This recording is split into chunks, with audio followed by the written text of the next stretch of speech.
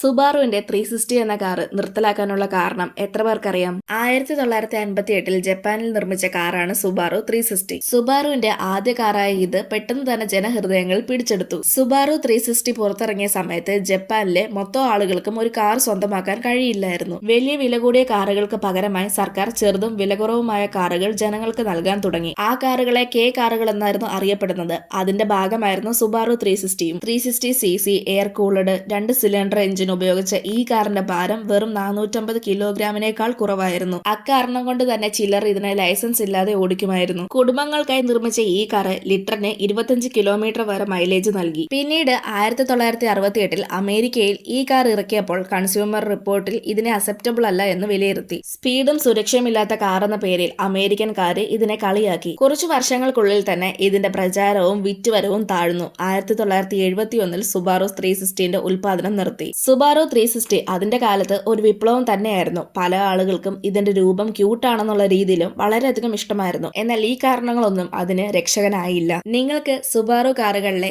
ഏറ്റവും ഇഷ്ടമുള്ള കാർ ഏതാണെന്ന് കമന്റ് ചെയ്യ്. ഇതുപോലെയുള്ള കൂടുതൽ വീഡിയോസ് കാണാനായി ചാനൽ സബ്സ്ക്രൈബ് ചെയ്യാനും ഇൻസ്റ്റഗ്രാമിൽ ഫോളോ ചെയ്യാനും മറക്കല്ല്.